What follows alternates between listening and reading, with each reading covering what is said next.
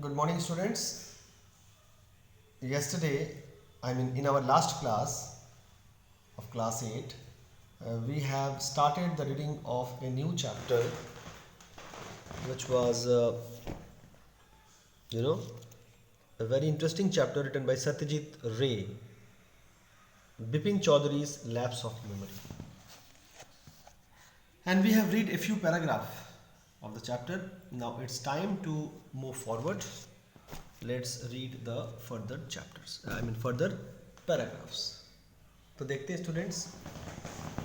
Was he losing his mind? But how could that be? He was working daily in his office.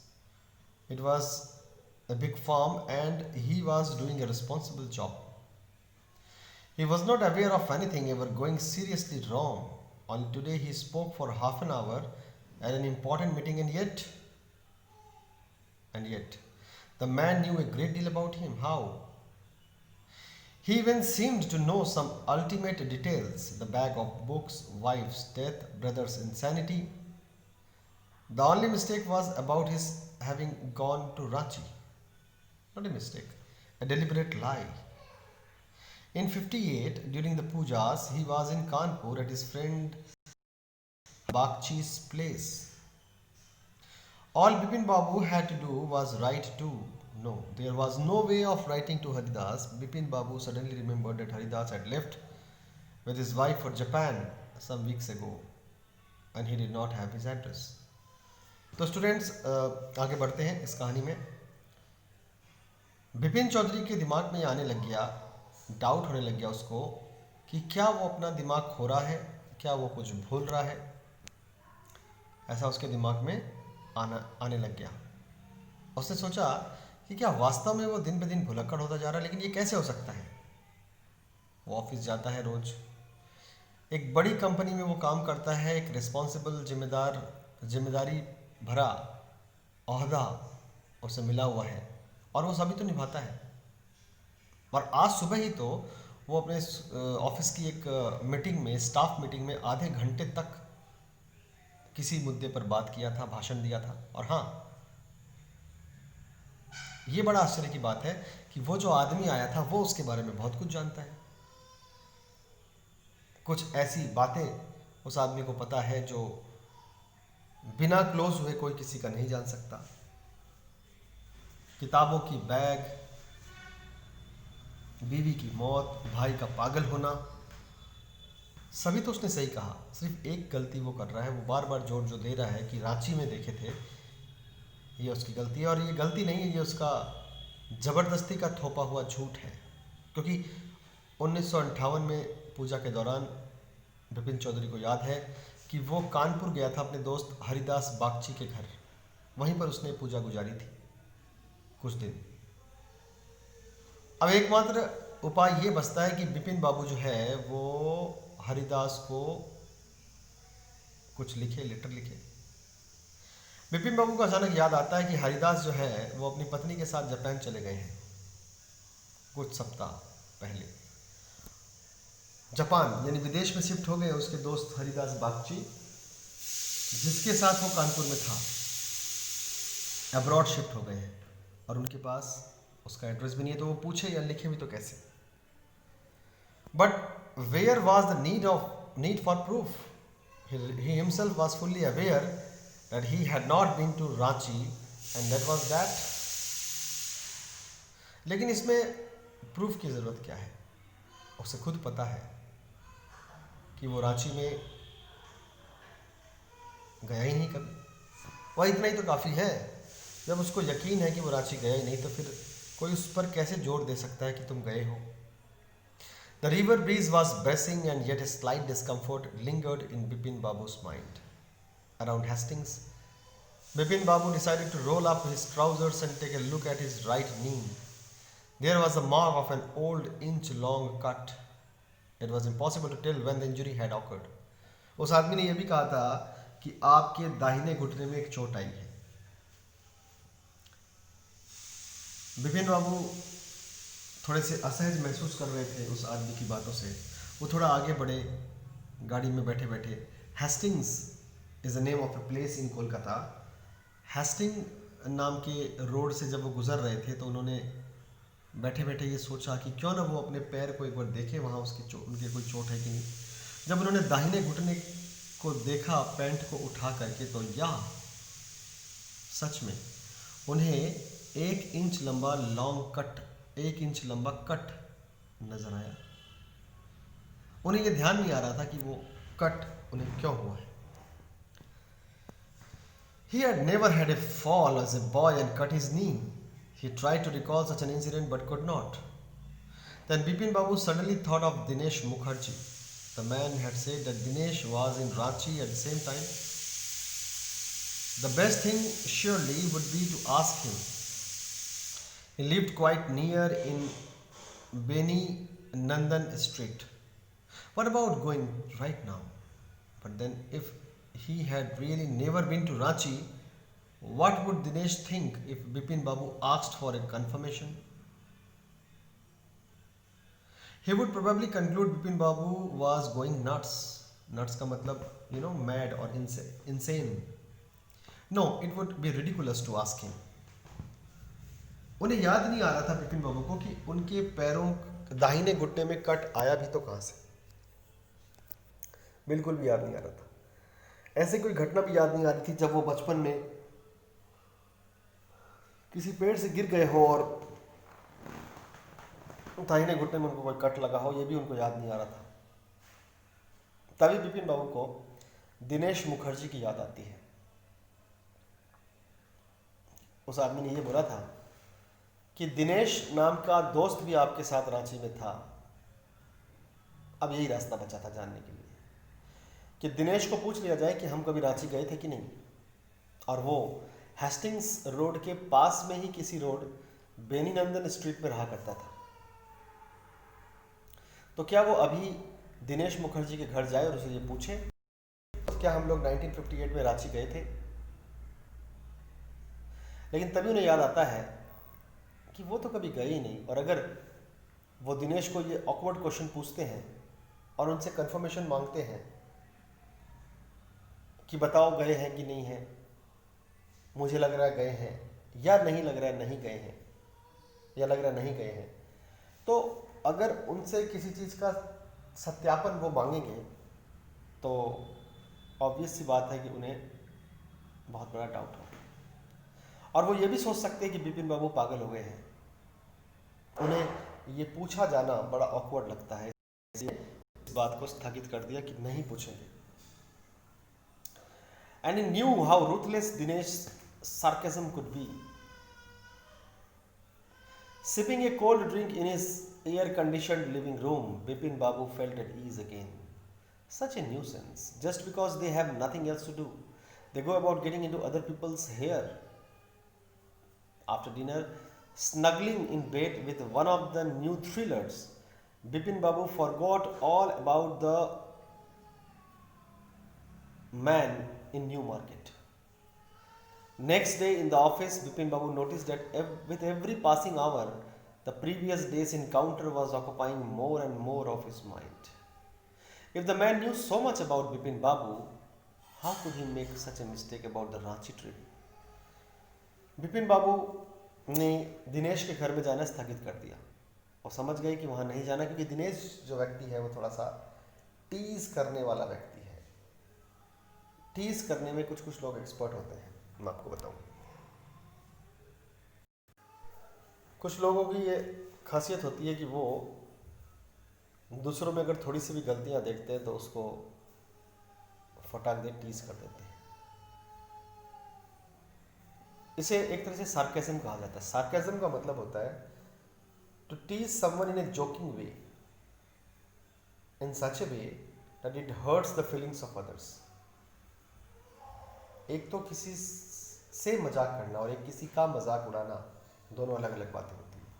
And sarcasm word जो है, it obviously is not a healthy joke.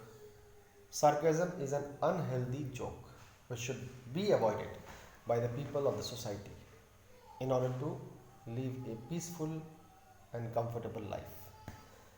जिंदगी में sarcasm को हमें जहाँ तक possible हो ignore करना चाहिए, क्योंकि सार्केज़म को अगर हम लोग इग्नोर करेंगे तभी हम लोग एक कंफर्टेबल लाइफ जी सकते हैं। सार्केज़म रिश्तों को तोड़ देता है, ये जान लो। सार्केज़म, जिस रिश्ते में सार्केज़म होगा वो रिश्ता लंबा नहीं टिक सकता और उसके टूटने में ही भलाई होती है। तो दिनेश को पता था, ये मैंने कुछ जो बातें कही ये मैं अपनी कुछ सोच बता रहा था आपको। दिनेश जो था वो सार्केज़म करने का मास्टर था, टॉन्ट करना, टीज करना उसको बखूबी आता था। अगर उसे ये महसूस हो जाता कि विपिन चौधरी जो है वो पागलों जैसी बातें कर रहा है, तो वो उसको टीज कर करके परेशान कर देता और बार बार ये बात दोहराता कि तुम तो पागल हो गए हो। इसलिए उन्होंने वहाँ ना जाना ही सोचा। वो अपने घर आते हैं और उनका घर उनके घर में एसी लगा है, एयर कंडीशन रूम है उनका। वो वहाँ बैठ करके कोल्ड ड्रिंक पीने लग जाते हैं और आराम करते हैं और सोचते हैं कि कितनी बकवास बातें वो आदमी कर रहा था। जब आदमी के जीवन में, खुद के जीवन में कुछ काम ना हो तो वो दूसरे के जीवन की बकवास बातें करने लग जाता है। खैर, सारा दिन यूं ही बीत गया। उन्होंने डिनर किया रात को और उसके बाद वो नई किताब जो थ्रिलर के बारे में थी, थ्रिलर मतलब तो आपको समझ में आ ही गया कि बहुत ही मज़ेदार, रहस्यमयी जिसको बोलते हैं, मिस्टीरियस। थ्रिलर्स मतलब एक्चुअली रिलेटेड टू मर्डर्स और related to some kind of crime. Crime से रिलेटेड जो बुक्स होती है, क्राइम से रिलेटेड जो फिल्में होती है, उन्हें थ्रिलर्स कहा जाता है। तो वो एक नई थ्रिलर की किताब पढ़ने लग जाते हैं रात का खाना खाने के बाद। और न्यू मार्केट में उस व्यक्ति ने जो भी कहा था उस बारे में भूल जाते हैं। अगले दिन ऑफिस में विपिन बाबू जब जाते हैं तो ना चाहते हुए उन्हें वो पिछले दिन का वो बात बार बार याद आता है। बार बार उन्हें याद आता है वो बात कि किस तरह से विपिन बाबू जो है वो उस आदमी की बात को चाह करके भी इग्नोर नहीं कर पा रहे हैं। उन्हें ऐसा लगता है कि सब कुछ तो उस आदमी ने सही कहा, फिर रांची ट्रिप के बारे में झूठ ऐसा क्यों किया होगा उसने। जस्ट बिफोर लंच, ये अगले दिन की बात है, just before lunch Vipin Babu decided to ring up Dinesh Mukherjee. It was better to settle the question over the phone, at least the embarrassment on his face would not show. 235616 Bipin Babu dialed the number. Hello, is that Dinesh? This is Bipin here. Well, what's the news? I just wanted to find out if you recalled an incident which took place in 58. 58? What incident? Were you in Calcutta right through that years? That is the first thing I have got to know. Wait, just a minute. 58. Just let me check in my diary. For a minute, there was a silence. There was silence. Bipin Babu could feel that his heartbeat had gone up. He was sweating a little. Hello? Yes? I've got it. I would been out twice. Where?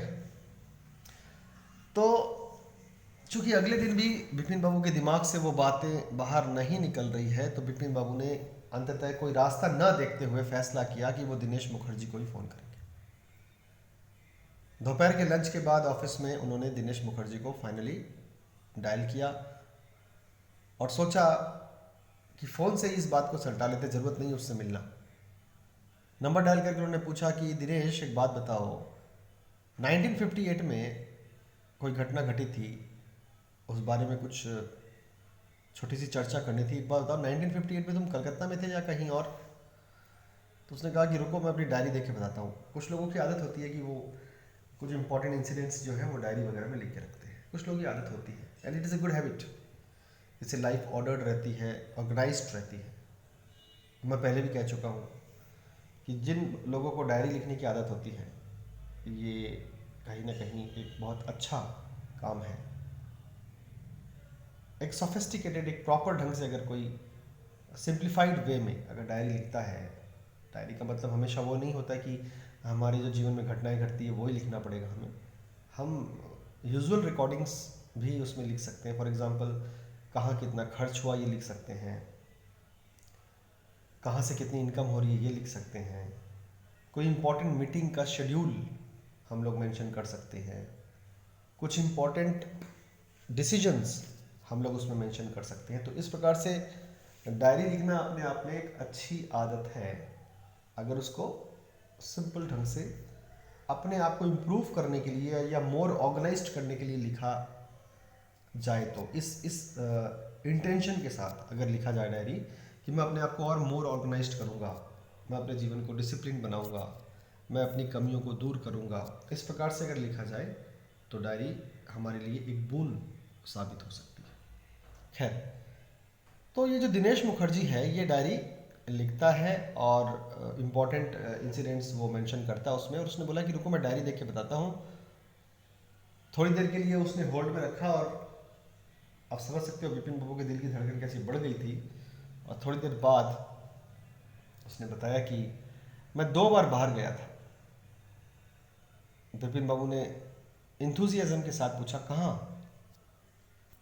Once in February nearby to Krishnanagar to a nephew's wedding, and then but you know about this one, the trip to Ranchi. You were there too. That's all. But what is all this sleuthing about? उसने कहा कि हाँ मैं एक बार फरवरी में गया था कृष्णनगर में अपने भतीजे की शादी में। ये तो इस बार भी तो तुम्हें भी पता था। और ट्रिप टू रांची, रांची में भी हम लोग गए थे, वहाँ तुम भी तो गए थे साथ में। बस ये दो ही घटना है। 1958 में मैं 2 ही जगह घर से बाहर गया था, एक तो कृष्णनगर और दूसरा रांची। रांची में तो तुम भी मेरे साथ गए थे। वैसे तुम इतनी खोजबीन क्यों कर रहे हो? No I just wanted to, anyways thanks. उसने बात ज़्यादा कही, उसने कहा नहीं मैं तो बस ऐसे ही। ठीक है धन्यवाद, क्योंकि उसके पता था कि अगर वो इस बात की ज़्यादा चर्चा करता तो ये कॉम्प्लिकेटेड हो सकता था। उसको पता था अपने दोस्त का स्वभाव, टीज करने का स्वभाव, वो डेप्थ में जाना ही नहीं चाहता था। Bipin Babu slammed the receiver down and gripped his head with his hands. He felt his head swimming. A chill seemed to spread over his body. There were sandwiches in his tiffin box, but he did not eat them. He had lost his appetite. स्वाभाविक सी बात है, उसने बात बिना पूरी किए ही रख दिया धन्यवाद कह करके, और सोच में लग गए कि ये कैसे हो सकता है। उनको सहज ही विश्वास नहीं हुआ, उनका सर चकराने लग गया और पूरे शरीर में सिहरन दौड़ गई। टिफिन बॉक्स में जो लंच लाए थे वो, उसकी भी भूख मर गई, वो भी उन्होंने नहीं खाया। तो स्टूडेंट्स आप समझ सकते हो कि अगर किसी से ये कंफर्मेशन मिल जाए कि आपकी मेमोरी सही में लैप्स हो रही है तो बहुत ज़्यादा धक्का लगता है और एक प्रकार की चिंता मन में आ जाती है कि मेरी मेमोरी को ये न जाने ये क्या हो गया। After lunch time, Bipin Babu realized that he could not possibly carry on sitting at his desk and working. This had never happened in the 25 years he had been with the firm. He had a reputation for being a tireless,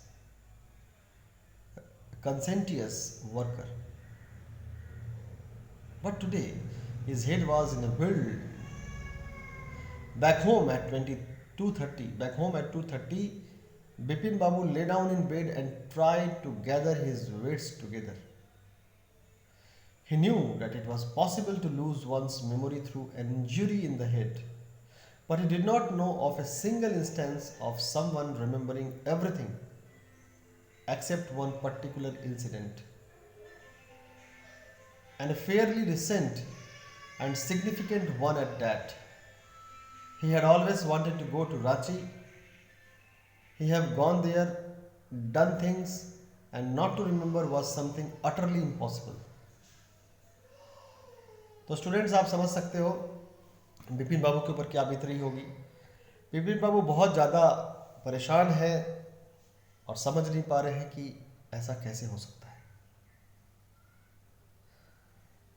वो अपने desk पे बैठे हैं लेकिन काम में मन नहीं लगा पा रहे। वो सोच रहे हैं कि 25 सालों से, पिछले 25 सालों से वो इस बड़े फर्म में काम कर रहे हैं और उनकी छवि एक मेहनती और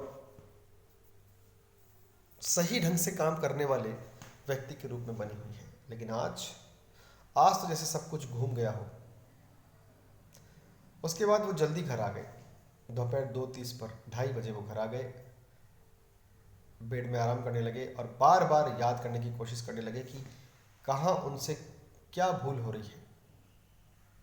वो सोचते हैं कि इंसान की याददाश्त तो सर पे चोट लगने से जा सकती है, लेकिन उन्हें कोई ऐसी बात याद नहीं आ रही थी कि जब उनको सर पे कोई चोट लगी हो। और ये बात भी सही है कि वो रांची जाना चाहते थे, लेकिन वो रांची गए हैं ये बात उन्हें याद क्यों नहीं आ रही है। At 7:30, Bipin Babu's servant came and announced, Chunni Babu sir says it's very important. Bipin Babu knew what Chunni had come for. Chunni Lal had been at school with him. He had been having a rough time lately and had been coming to see him about a job. Bipin Babu knew it was not possible to do anything for him and in fact told him so. But Chunni kept turning up like a bad penny. Bipin Babu sent word that not only was it not possible for him to see Chunni now, but not in several weeks. शाम को 7:30 बिपिन बाबू का नौकर आता है और बोलता है कि सर आपसे चुन्नी बाबू मिलने आए हैं। चुन्नी बाबू कोई व्यक्ति है जो उनसे मिलने आया था। नौकर ने यह भी कहा कि बहुत ज़रूरी काम से वो मिलने आए हैं। बिपिन बाबू को पता था कि चुन्नी बाबू उससे क्यों मिलने आए थे। चुन्नी बाबू एक्चुअली उसके स्कूल के सहपाठी थे, स्कूल में साथ पढ़ने वाले दोस्त थे और वो उनसे मिलने किसी नौकरी के लिए आए थे। वो चाहते थे कि कोई नौकरी करे, किसी नौकरी के लिए वो उनसे मिलने आए थे। बिपिन बाबू को याद आता है कि अभी, या उन्हें ऐसा लगता है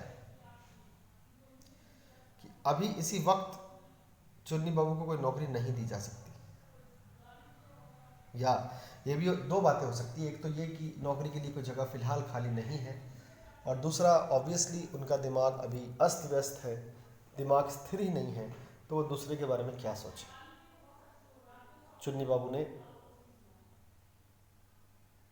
बाबू को अपने नौकर के द्वारा वो मना करने के बारे में ही सोचे। चुन्नी बाबू को पहले भी उन्होंने 2-3 बार मना किया था कि बाद में आओ, पर चुन्नी बाबू बार बार आ रहे थे। शायद उन्हें भी नौकरी की बहुत सख्त ज़रूरत होगी। बिपिन बाबू ने नौकर को यह कहला कर भेजा कि जाओ और जाकर के चुन्नी बाबू को बोलो कि अभी उनके लिए चुन्नी बाबू को नौकरी दिलवाना संभव नहीं है और अगले कई सप्ताहों तक संभव नहीं है। ये जाकर के बोल दो। ये मोस्ट प्रोबेबली वो अपनी याददाश्त खोने के कारण बोल सकते हैं। तो इस तरह से स्टूडेंट्स, आज के वीडियो में हम लोग इतना ही करेंगे। आगे की वीडियो, नेक्स्ट वीडियो में we will read about the further paragraphs of this chapter. So आज यहीं तक।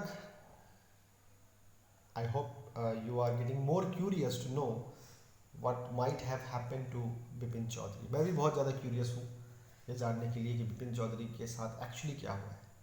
क्या कहीं सर में वास्तव में चोट लगी थी जिस कारण से उनका याददाश्त अचानक गड़बड़ हो गया था, या कुछ और वजह रही होगी, या फिर उनको फंसाया जा रहा है। जो भी वजह हो, ये हम सभी जानना चाहते हैं और ये हम सब अपने अगले वीडियो में तो ऑब्वियसली ये चैप्टर कंप्लीट हो ही जाएगा।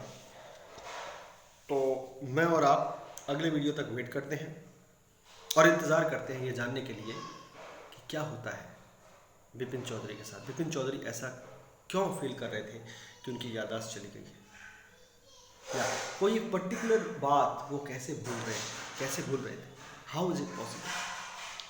देखते हैं स्टूडेंट्स क्या होता है आगे।